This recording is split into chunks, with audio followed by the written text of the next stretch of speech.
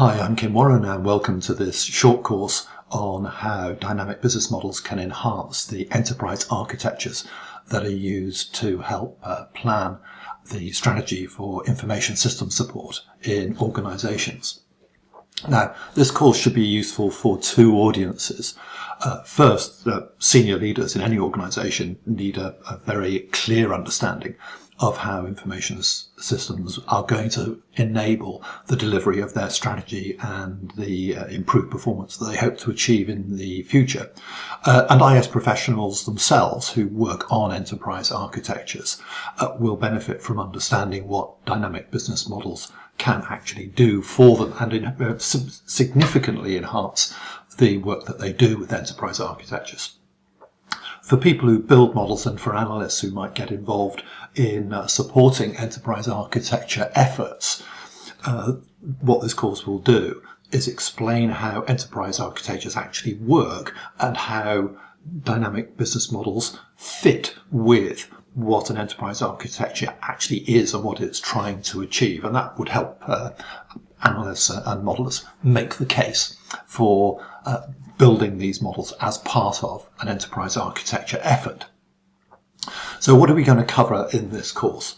Well, first of all, I'm going to clarify for you where this fits, where this particular topic fits in the very wide scope of what dynamic business models can do in general. I'm then going to move on to talk about what an enterprise architecture actually is, because I'm sure there'll be people taking this course who are not from the IS field and haven't come across enterprise architecture. So if that's you, then you need to know what an enterprise architecture actually is and what it's supposed to do and how it's supposed to help. I'll then take you through an example of what an actual dynamic business model is. I'll take a real case example for which I help the CEO build one of these dynamic business models. And you'll need to understand what these dynamic business models are, how they work, in order to then see what the contribution is that they might make to enterprise architectures.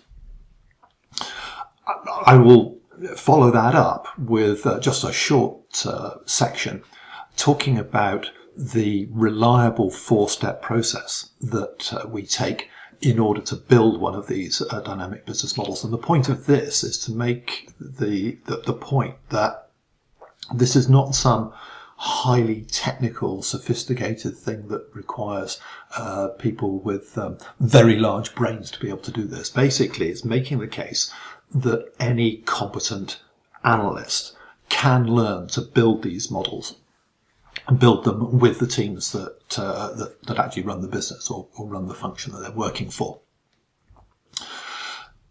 I'll then go on to start building up the connection between these business models and the enterprise architectures, and I will show that what are known as processes and capabilities feature quite strongly in how the IS profession goes about constructing these enterprise architectures, and I'll be showing how those processes and capabilities actually feature in the dynamic business models that we build.